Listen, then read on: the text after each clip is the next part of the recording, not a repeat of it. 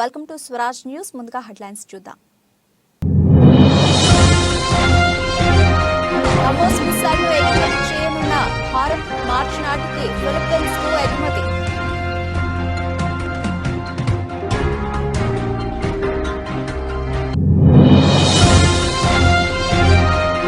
తరచూ కూటమి మార్చే నితీష్ కు ప్రజలు తగిన బుద్ధి చెబుతారు. స్ట్రాంగ్ వార్నింగ్ ఇచ్చిన ఎన్సీపీ చీఫ్ శరద్ పవార్.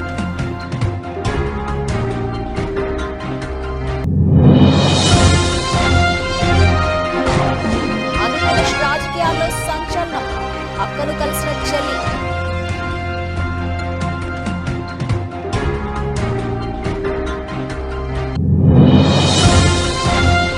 హామీలపై ప్రశ్నిస్తే కాంగ్రెస్ కి ప్రజలే తగిన బుద్ధి చెబుతారు. మెదక్ బీఆర్ఎస్ ముఖ్య కార్యకర్తల సమావేశంలో మాట్లాడిన హరీష్ రావు.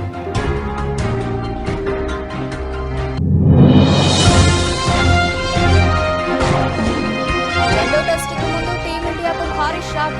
రెండో టెస్ట్ మ్యాచ్ కు దూరంగా రవీంద్ర జడేజా.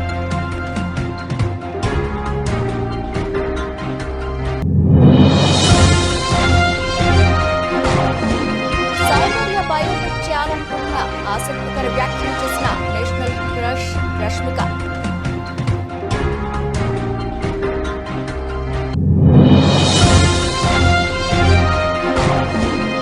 స్టాక్ మార్కెట్లో పునరుత్తేజం. 71,000 పైన సెన్సెక్స్, 21,500 దాటిన నిఫ్టీ. వీటికి డీటెయిల్స్ చూస్తే రక్షణ శాఖకు అత్యాధునిక ఆయుధాలను తయారు చేసి ఇవ్వడంలో గణనీయమైన ప్రగతి సాధించామని defence research and development organisation chairman doctor Sameer V Kamat తాజాగా తెలిపారు. బ్రహ్మోస్ క్షిపణుల ప్రయోగానికి అవసరమయ్యే లాంచర్లను దేశీయంగా అభివృద్ధి చేసినట్లు వివరించారు. మరో 10 రోజుల్లో వీటిని ఎగుమతి చేసేందుకు ఏర్పాట్లు చేస్తున్నామని పేర్కొన్నారు. DRDO అభివృద్ధి చేసిన పలు ఉత్పత్తులు త్రివిధ దళాలకు ఎంతగానో ఉపయోగకరంగా ఉంటాయని చెప్పారు.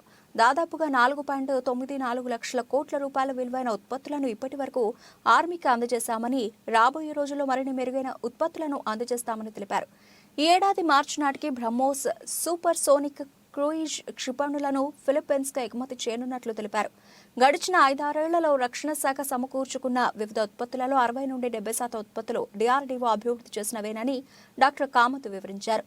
మున్ముందు ఇది మరింత పెరుగుతుందని చెప్పారు. బ్రహ్మోస్ క్షిపణులను రష్యాతో కలిసి తయారు చేసినట్లు వివరించారు. ఈ క్షిపణులను ప్రయోగించేందుకు అవసరమైన లాంచర్లను DRDO అభివృద్ధి చేస్తోందని తెలిపారు. వీటిని విదేశాలకు ఎగుమతి చేస్తున్నామని, మరో 10 రోజుల్లో తొలి కన్సైన్మెంట్ పంపబోతున్నామని వివరించారు. డిఫెన్స్ టెక్నాలజీలో అభివృద్ధి చెందిన దేశాలకు ధీటుగా భారత్ను నిలబెడుతున్నట్లు పేర్కొన్నారు.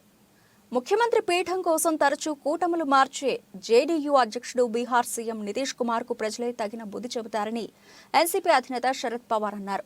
ఇంత స్వల్ప వ్యవధిలో అతడు కూటమి ఎందుకు మారాడో తనకు తెలియదని తెలిపారు. దేశంలో బీజేపీకి వ్యతిరేకంగా పోరాడుతున్న వారిలో నితీష్ ఒకరు. అయితే అకస్మాత్తుగా ఏం జరిగింది నాకు తెలియదు, కానీ భవిష్యత్తులో ప్రజలు తగిన గుణపాఠం చెబుతారని వ్యాఖ్యానించారు. ఇంత స్వల్ప కాలంలో ఇలాంటి ఘటనలు చోటు చేసుకోవడం ఇంత ముందెన్నడూ కూడా తాను చూడలేదని పేర్కొన్నారు. బీజేపీ వ్యతిరేక పార్టీలన్నింటినీ పాట్నాకు పిలిచినట్లు తనకు గుర్తుందని చెప్పారు. అయితే బీజేపీ వ్యతిరేక పోరాటాన్ని వదిలేసేంతగా గత 10-15 రోజుల్లో ఏం జరిగిందో తనకు తెలియదన్నారు. ఉన్నట్లుండి ఆయన కాషాయ పార్టీతో చేతులు కలిపారని, కొత్త ప్రభుత్వాన్ని ఏర్పాటు చేశారని వెల్లడించారు. జేడీయూ నేత జార్ఖండ్ సీఎం నితీష్ కుమార్ తన పదవికి ఆదివారం రాజీనామా చేసిన విషయం తెలిసిందే. ఆర్జేడీ, కాంగ్రెస్ పార్టీలతో కూడిన మహాగఠ్ బంధన్ కూటమి నుంచి బయటకు వచ్చిన ఆయన ఎన్డీఏలో చేరారు. బీజేపీతో కలిసి ప్రభుత్వాన్ని ఏర్పాటు చేశారు.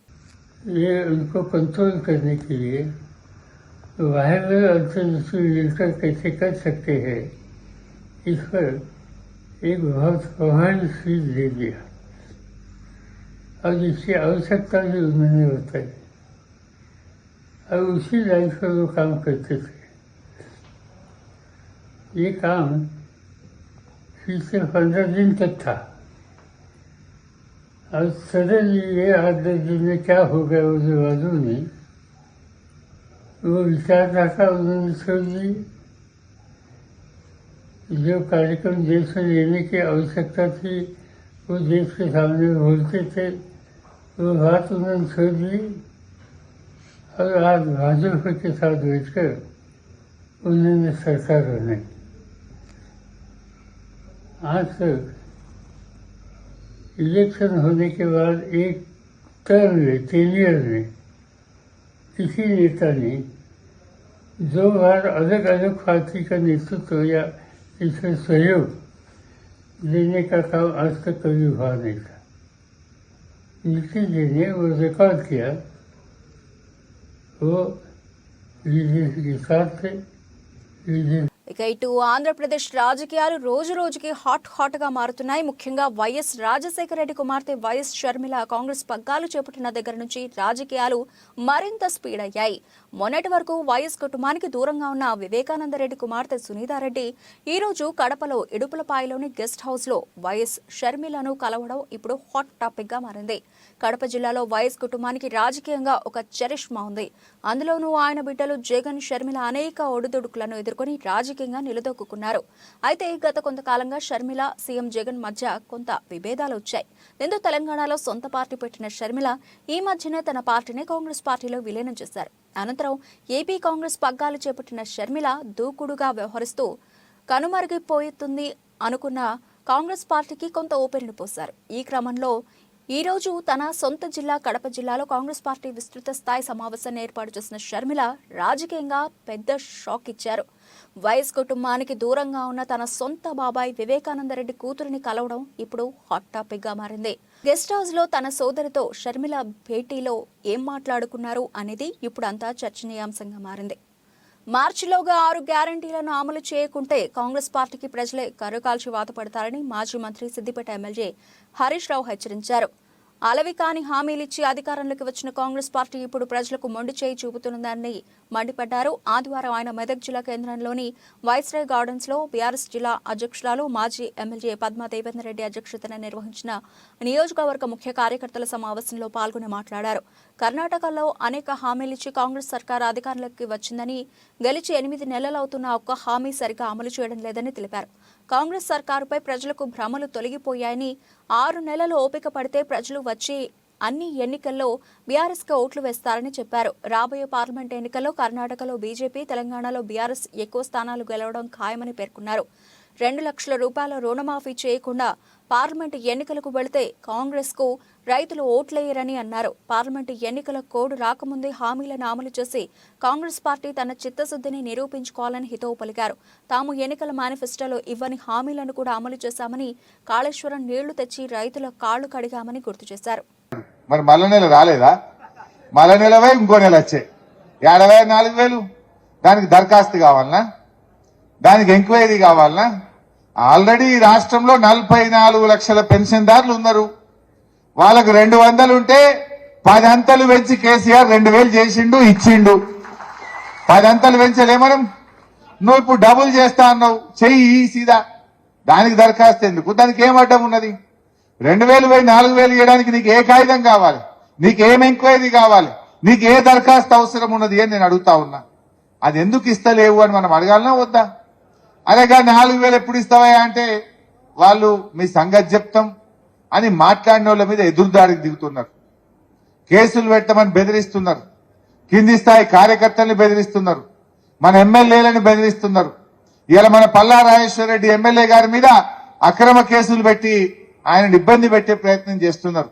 అంటే వాళ్ళకి ఏమైపోయిందంటే పాలన చేతగాక ప్రతిపక్షాలను ఇవాళ ఇబ్బందులకు గురి చేయడం, ప్రతిపక్షాల మీద కేసులు పెట్టే ప్రయత్నం చేస్తున్నారు. ఒక ప్రభుత్వం అనేది మంచి పని చేసి ప్రజల ప్రేమ పొందాలి. మన గవర్నమెంట్ వచ్చింది.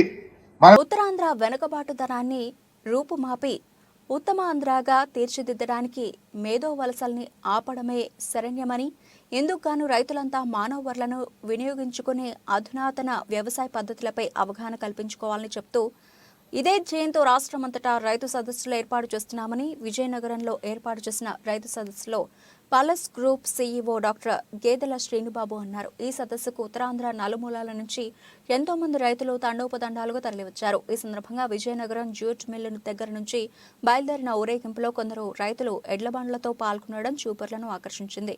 విజయనగరం జిల్లా తూర్పు కాపు నాయకులు మజ్జి అప్పారావు అధ్యక్షతన జరిగిన సభలో పలువురు భక్తులు ప్రసంగించారు.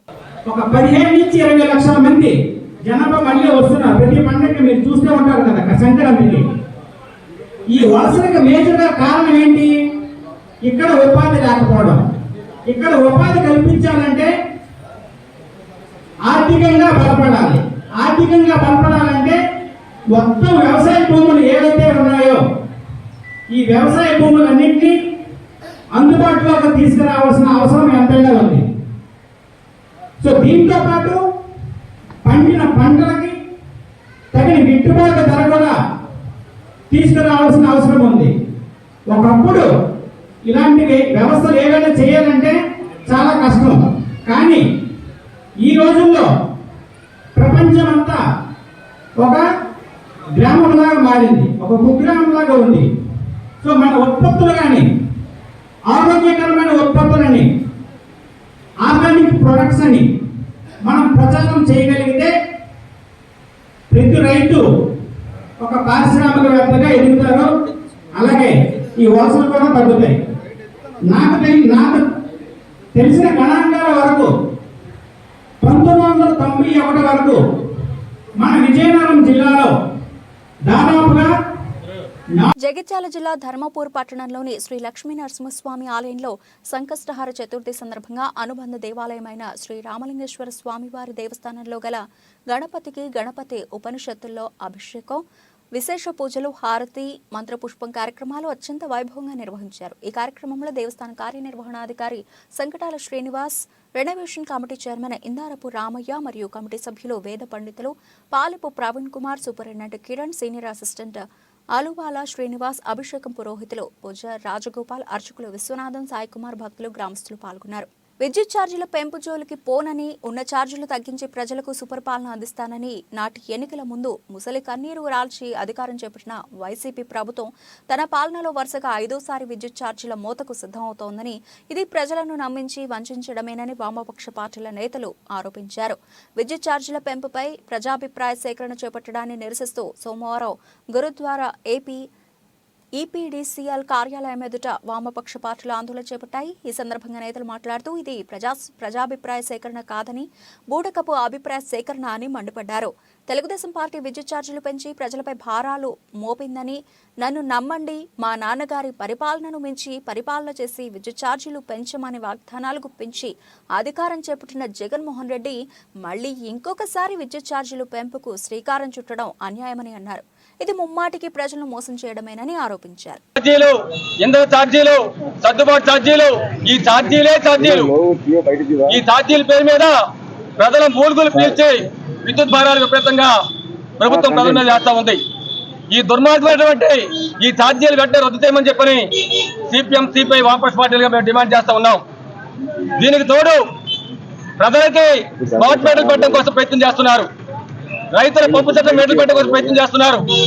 ఒక్కొక్క రైతాంగ ప్రభుత్వం మాదని చెప్పని, సామాన్య ప్రభుత్వం మాదని చెప్పి ఆచరణలో సామాన్యుల మీద, రైతుల మీద విపరీతమైన ధర భారాలు వేస్తున్నది జగన్మోహన్ రెడ్డి ప్రభుత్వం. ఈ స్మార్ట్ మీటర్ని రైతుల మీటర్లు పెట్టే తీసుకోవాలని చెప్పి మేము డిమాండ్ చేస్తా ఉన్నాం. అలాగే 2020 విద్యుత్ సంస్కరణ చట్టం పేరు మీద కేంద్రంలో మోడీ ప్రభుత్వం విద్యుత్ రంగాన్ని పూర్తిగా తన గుప్పెట్లో తీసుకొని ఆదాని, అంబానీ వంటి కార్పొరేట్ శక్తుల చేతుల్లోకి విద్యుత్ రంగాన్ని పెట్టి ప్రజల మీద పెను భారాలు వేయడం కోసం ప్రయత్నం చేస్తుంటే, రాష్ట్రాల హక్కు హరిస్తున్నటువంటి కేంద్రం మీద జగన్మోహన్ రెడ్డి ప్రభుత్వం పోట్లాడకుండా ఆ చట్టాన్ని ఈ రాష్ట్రంలో జీహూదూర్ అంటూ అమలు చేయడం కోసం పూనుకోవడం ప్రజలను వంచడం తప్ప ఇంకోటి కాదని చెప్పి స్పష్టంగా చెప్పగలుగుతున్నాం. ఈరోజు ఏపీఆర్సీ పేరు మీద నేడు, రేపు, ఎల్లుండి 3 రోజుల పాటు ప్రజాభిప్రాయ సేకరణ చెప్పిన కార్యక్రమాలకు శ్రీకారం చుట్టారు. ప్రజాభిప్రాయ సేకరణ అంటే ప్రజల మాట వినాలి, ప్రజల అభిప్రాయాలు తీసుకోవాలి, ఆ అభిప్రాయాలు కొరకు నిర్ణయం తీసుకోవాలి. కానీ ప్రజాభిప్రాయం తీసుకుంటారు నిర్ణయాలు. అత్యాధునిక టెక్నాలజీ, అన్ని వసతులతో అశ్వారావుపేట, అప్పారావుపేట ఫామ్ ఆయిల్ ఫ్యాక్టరీలను నిర్మించుకున్నట్లు వ్యవసాయ శాఖ మంత్రి తుమ్మల నాగేశ్వరరావు తెలిపారు. భద్రాద్రి కొత్తగూడెం జిల్లా అశ్వారావుపేట, నమ్మపేట మండలాల్లో మంత్రి తుమ్మల నాగేశ్వరరావు పర్యటించి 2 మండలాల్లోని పామాయిల్ ఫ్యాక్టరీలను సందర్శించారు. అశ్వారావుపేట పామాయిల్ ఫ్యాక్టరీలో జరుగుతున్న పవర్ ప్లాంట్ పనులను పరిశీలించారు. పవర్ ప్లాంట్ పనులు వేగవంతంగా చేయాలని మంత్రి తుమ్మల సంబంధిత అధికారులను ఆదేశించారు. త్వరితగతిన పనులు పూర్తి చేసి 2 ఫ్యాక్టరీలకు పవర్ అందుబాటులో ఉంచేలా చేయాలని అధికారులకు ఆదేశాలు జారీ చేశారు. 2 ఫ్యాక్టరీలు కలిపి సుమారు 2.5 కోట్ల రూపాయలు పవర్ బిల్ పే చేయాల్సి వస్తుందని, అది దృష్టిలో పెట్టుకుని సుమారు 30 కోట్ల రూపాయలతో ఈ పవర్ ప్లాంట్ ఏర్పాటు చేస్తున్నట్లు తెలిపారు. అశ్వారావుపేటలో పామాయిల్ ఫ్యాక్టరీ నిర్మించడంతో ఉభయ రాష్ట్రాల రైతులకు ఎంతో మేలు కలిగిందని మంత్రి అన్నారు. అప్పారావుపేటలో 100 కోట్ల రూపాయలతో కొత్త పామాయిల్ ఫ్యాక్టరీ నిర్మించడంతో ఆయిల్ శాతం పెరిగి రైతుకు మరింత ధరలు పెరగడంతో రాష్ట్ర వ్యాప్తంగా ఆయిల్ ఫామ్ తోటలు వేసే అవకాశం వచ్చిందని తెలిపారు. తెలంగాణ వ్యాప్తంగా ఆయిల్ ఫామ్ సాగు పెరగడంతో రాష్ట్ర వ్యాప్తంగా మరో 5 ఫ్యాక్టరీలు నిర్మిస్తున్నట్లు తెలిపారు. కొత్తగా వేసిన పంట చేతికి వచ్చేలోగా అన్ని ఫ్యాక్టరీ పనులు పూర్తి చేసి అందుబాటులోకి తీసుకొస్తామని మంత్రి తెలిపారు. తర్వాత సుమారు 2.5 కోట్లు మనం పవర్ ఛార్జెస్ కట్టాల్సి వస్తూ ఉంది ఫ్యాక్టరీకి సంబంధించి. అందుకని 30 కోట్లతోటి అశ్వారావుపేట ఆయిల్ ఫామ్ ఫ్యాక్టరీకి విద్యుత్ శక్తి వచ్చేదానికి మన యొక్క ముడి సరుకుతోటే ఇక్కడ పవర్ జనరేట్ చేసేదానికి పవర్ ప్లాంట్ ఏర్పాటు చేస్తున్నాం. ఇది రేపు రాబోయే 30 టన్స్ ఫ్యాక్టరీకి కూడా అవసరాన్ని బట్టి ఈ పవరే వాడుకునే దానికి అవకాశం ఉంది. అందుకనే మనకి జెన్కో ట్రాన్స్కో పవర్ వచ్చినా రాకపోయినా మనం సస్టైన్ చేసుకొని మన ఫ్యాక్టరీ సొంత పవర్ తోటే ఈ ఫ్యాక్టరీ నడిచేదానికి ప్రణాళిక రూపొందించారు. అది మే నెల కల్లా పూర్తయి ఈ సీజన్లోనే మనకి పవర్ జనరేట్ చేసే అవకాశం ఉంది. కాబట్టి అధికారుల్ని అదేవిధంగా ఏజెన్సీని కోరేది ఏంటంటే అనుకున్న టైంలో పూర్తి చేసుకుంటే మీకు మంచిది, రైతులకి మంచిది. దానివల్ల ఈ ఫ్యాక్టరీ కూడా సస్టైన్ అయ్యే అవకాశం ఉంది. ఇది ఇప్పటికి 60 టన్నులు చేసాం. భవిష్యత్తులో ఇంకా అవసరం అనుకుంటే పొడి భూముల్లో వ్యవసాయం చేసుకునే వాళ్ళు కానీ ఇంకా వేరే రైతులు కానీ ఇంకా ఒక 5-10 వేల ఎకరాలకైనా వస్తే ఈ మండలానికి సంబంధించి మనం ఇంకో 30 టన్స్ కట్టుకుందామని చెప్పి దానికి సరిపోని పవర్ ప్రాజెక్ట్ని ఇక్కడ ఏర్పాటు చేసుకుంటున్నాం. గంపలగూడెం వైసీపీ ఆత్మీయ సమావేశంలో రాజ్యసభ సభ్యులు అయోధ్య రామిరెడ్డి మాట్లాడుతూ జగన్ మాటను ఏ కార్యకర్త నాయకులైతే ప్రజల్లోకి తీసుకుని వెళుతున్నారో వారే సిసిలైన జగన్ సైనికులు. జగన్ పాలన చూసి నాని మన పార్టీలో జాయిన్ అయ్యారు. జగన్ విజయవాడ ఎంపీగా ప్రకటించారు. తిరువూరు అంటే స్వామిదాసు, స్వామిదాస్ అంటే తిరువూరు పేరు పొందిన స్వామిదాసును మీ వైఎస్ఆర్ ఎమ్మెల్యేగా జగన్ ప్రకటించారు. ఈసారి ఎన్నికల్లో 175కి 175 స్థానాలు గెలవడానికి తిరువూరులో భారీ మెజారిటీతో గెలిచి నాంది పలకాలని రామిరెడ్డి పిలుపునిచ్చారు.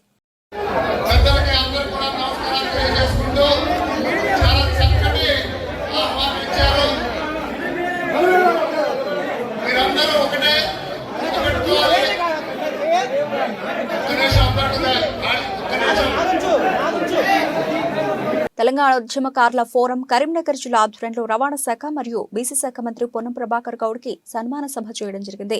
ఈ సందర్భంగా రాష్ట్ర చైర్మన్ చీమ శ్రీనివాసరావు మరియు జిల్లా చైర్మన్ కనకం కుమారస్వామి మాట్లాడుతూ ఉద్యమకారులకు 250 గజాల స్థలంతో పాటు 25,000 పెన్షన్ మరియు సంక్షేమ బోర్డు ఏర్పాటు చేయాలని కోరారు. ఈ సందర్భంగా మంత్రి పొన్నం ప్రభాకర్ మాట్లాడుతూ ఉద్యమకారులు ఎఫ్ఐఆర్తో పాటు బైండ్ ఓవర్ ఏదైనా ప్రూఫ్తో పారదర్శకంగా పథకాలను అమలు చేస్తామని హామీ ఇచ్చారు. కొట్టారెడ్డి వాళ్ళ కాదు, మీ అందరి ఆకాంక్షల్ని ఏ ఊరికి వెళ్ళినా ఆనాడు మా పార్టీ నాయకత్వం అడుగుతుంది, ఏం చేద్దామయ్యా అన్నా, ఏం లేదు సింగిల్ అజెండా కొట్లాడు అంటే ధైర్యాన్ని ఇచ్చినటువంటి వాళ్ళందరూ కూడా ఇలా తెలంగాణ కొట్లాడే అవకాశం లేదు.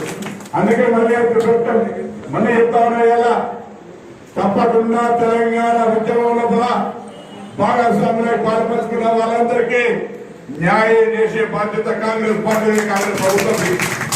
ఆ ప్రక్రియకు అనుగుణంగా మీరందరూ ప్రజాపాలన అప్లికేషన్ పెట్టుకున్నారని అనుకుంటా ఉన్నాం. దానికి సంబంధించినటువంటి విధి విధానాలు అమలు చేయడానికి మంత్రివర్గం ఉపసంఘం వేసినాం. దానికి సంబంధించి మళ్ళీ నేను శ్రీనివాస్ గారిని, ఆనంద్ గారిని, శ్రీనన్న అదేవిధంగా మిత్రులందరూ కూడా ఒక డెలిగేషన్ గా పోదాం. కొంత సడలింపు ఇవ్వండి.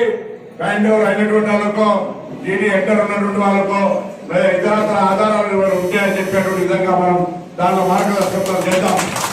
కానీ తప్పకుండా రాష్ట్రంలో టీడీపీతో బీజేపీ పొత్తు ఉంటుందని విస్తృత ప్రచారం జరుగుతున్న నేపథ్యంలో ఆ పార్టీ నేత మైలవరం నియోజకవర్గ ఇన్ఛార్జ్ నూతల బాలకోటేశ్వరరావు సంచలన వ్యాఖ్యలు చేశారు. ఇబ్రహీంపట్నంలో జరిగిన మీడియా సమావేశంలో ప్రస్తుత రాజకీయ పరిణామాలపై ఆయన చేసిన ఈ ఆసక్తికర వ్యాఖ్యలు రాజకీయంగా చర్చనీయాంశంగా మారాయి. నూతల పార్టీ బాల నియోజకవర్గ నేతగా ఉన్నప్పటికీ రాష్ట్ర బీజేపీ అధినేత్రి దగ్గుపాటి పురంధరేశ్వరికి అత్యంత సన్నిహితంగా తమ్ముడిగా మెలుగుతారు అనే ప్రచారం ఉంది. ఈ నేపథ్యం ఆయన చేసిన రాజకీయ వ్యాఖ్యలకు ప్రాధాన్యం సంతరించుకుంది. రానున్న సార్వత్రిక ఎన్నికల్లో అన్ని నియోజకవర్గాల్లో బీజేపీ పోటీ చేస్తుందని బాలా స్పష్టం చేశారు. ఆంధ్ర రాష్ట్రంలో రాబోయే సార్వత్రిక ఎన్నికల్లో భారతీయ జనతా పార్టీ తరఫున మాజీ కేంద్ర మంత్రులు, మాజీ రాష్ట్ర మంత్రులు, మాజీ ఎమ్మెల్యేలు, మాజీ ఎమ్మెల్సీలు,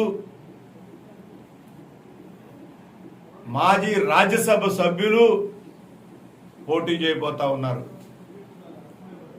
అందులో భాగంగా ఎంతో ప్రతిష్టాత్మకమైన రాజకీయాలు, ఎంతో చైతన్యవంతమైన జిల్లా కృష్ణా జిల్లా, అందులో ఎన్టీఆర్ జిల్లా. ఎన్టీఆర్ జిల్లాలో కూడా మాజీ కేంద్ర మంత్రులు పోటీ చేయబోతా ఉన్నారు భారతీయ జనతా పార్టీ తరఫున. మెదక్ జిల్లా రామాయంపేట మండల కేంద్రంలో శ్రీ చిత్తారమ్మ దేవాలయం వార్షికోత్సవ ఉత్సవాలు అంగరంగ వైభవంగా నిర్వహించారు. చిత్తారమ్మ దశమ వార్షికోత్సవం పురస్కరించుకుని నేడు అమ్మవారికి కళ్యాణ మహోత్సవం కార్యక్రమాన్ని కనుల పండుగగా నిర్వహించారు. చిత్తారమ్మ జాతర ఉత్సవాల్లో మల్కాజ్గిరి మాజీ ఎమ్మెల్యే కాంగ్రెస్ పార్టీ నాయకులు హనుమంతరావు పాల్గొన్నారు. అమ్మవారికి ప్రత్యేక పూజలు నిర్వహించారు. ఈ సందర్భంగా మైనంపల్లి హనుమంతరావు సంఘం సభ్యులు ఘనంగా సన్మానించారు. అనంతరం ఏర్పాటు చేసిన సమావేశంలో ఆయన మాట్లాడుతూ పద్మశాలి కుల అభివృద్ధి కోసం తన వంతుగా కృషి చేస్తానని, మార్కండే దేవస్థానం అభివృద్ధి కోసం తన వంతు కృషి చేస్తానని తెలిపారు. అరే మీరు అడ్డం ఎందుకు వస్తావు? అడ్డం రాకండి.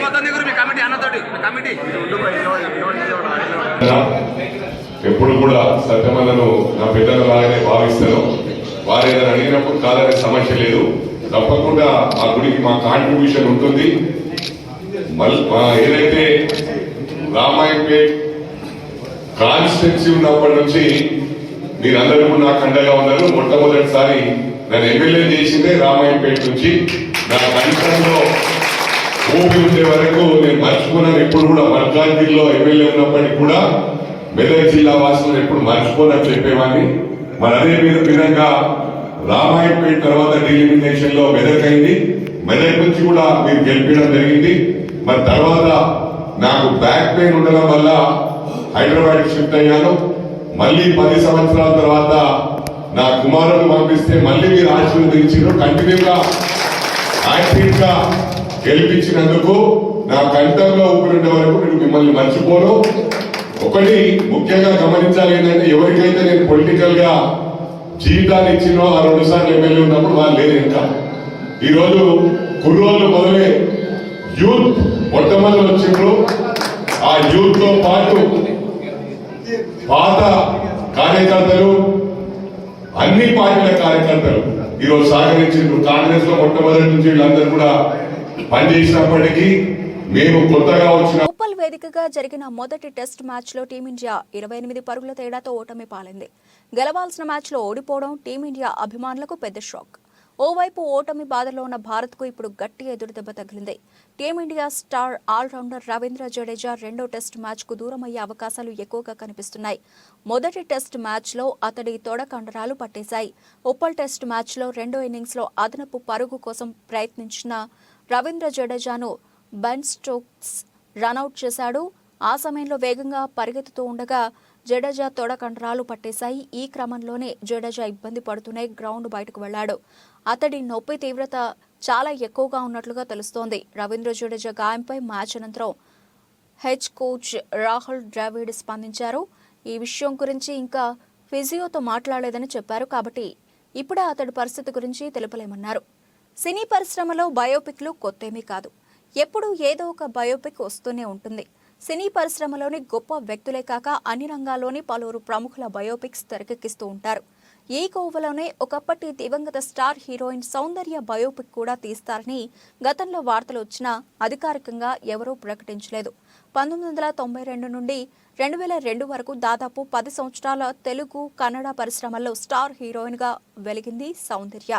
ఒకప్పుడు మహానటి సావిత్రి గురించి ఎలా చెప్పుకున్నారో ఆ తర్వాత సౌందర్య గురించి అలా చెప్పుకున్నారు. తన నటన, వ్యక్తిత్వంతో ఎంతో మంది అభిమానులను సంపాదించుకున్నారు. కానీ అనుకోకుండా ఓ హెలికాప్టర్ ప్రమాదంలో అర్ధాంతరంగా 2004లో మరణించారు. ఆమె మరణం అభిమానుల్లో, తెలుగు ప్రేక్షకుల్లో, సినీ పరిశ్రమలో తీరని లోటని ఏర్పరిచింది.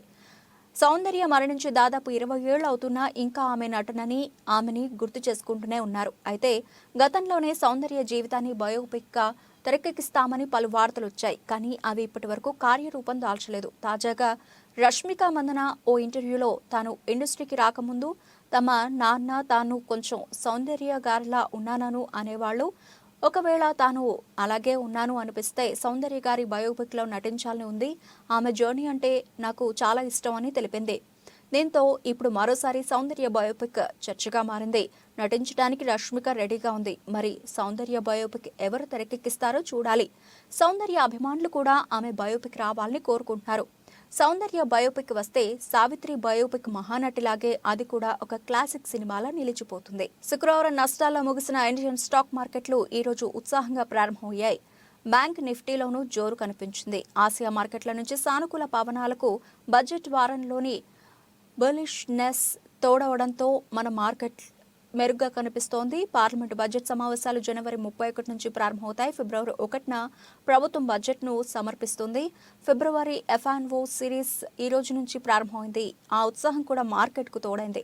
గత సెషన్లో శుక్రవారం 70,701 దగ్గర క్లోజ్ అయిన బీఎస్సీ సెన్సెక్స్ ఈ రోజు 267.43 పాయింట్లు లేదా 0.38% పెరుగుదలతో 70,968.10 స్థాయి వద్ద ఓపెన్ అయింది. శుక్రవారం 21,353 దగ్గర ఆగిన ఎన్ఎస్ఈ నిఫ్టీ ఈరోజు 80.50 పాయింట్లు లేదా 0.38% జంపుతో 21,433.10 స్థాయి వద్ద ప్రారంభమైంది.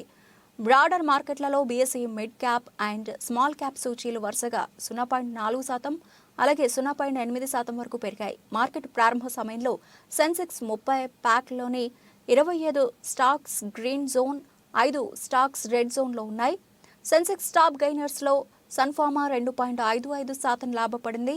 NTPC 1.72%, Power Grid 1.63%, Kotak Mahindra bank 1.59%, Axis bank 1.52% rally చేశాయి. మరోవైపు ఐటీసీ, జేఎస్డబ్ల్యూ స్టీల్, ఇన్ఫోసిస్ స్వల్ప నష్టాల్లో ట్రేడ్ అవుతున్నాయి.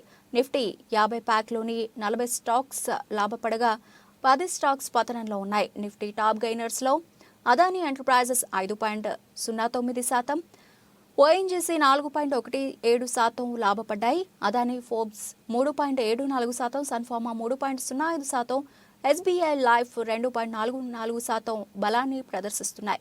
బులెటిన్ ముగించే ముందు హెడ్లైన్స్ మరోసారి. బ్రహ్మోస్ మిసైల్ను ఎగుమతి చేయనున్న భారత్ మార్చి నాటికి ఫిలిప్పీన్స్కు ఎగుమతి.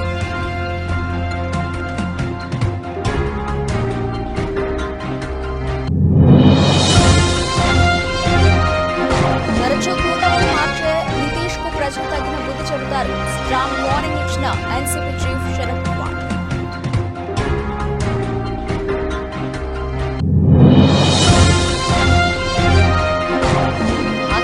రాజకీయాల్లో సంచలనం, అక్కను కలిసిన చెల్లి.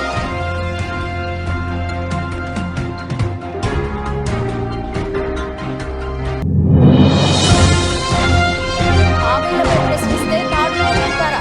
కాంగ్రెస్ కి ప్రజలే తగిన బుద్ధి చెప్తారు. మెదక్ బీఆర్ఎస్ ముఖ్య కార్యకర్తల సమావేశంలో మండిపడ్డ హరీష్ రావు.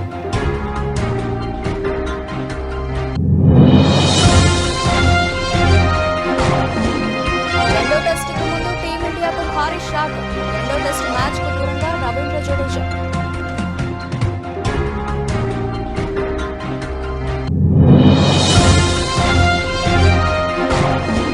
సౌందర్య బయోపిక్ చేయాలనుకున్న ఆసక్తికర వ్యాఖ్యలు చేసిన నేషనల్ క్రష్ రష్మిక.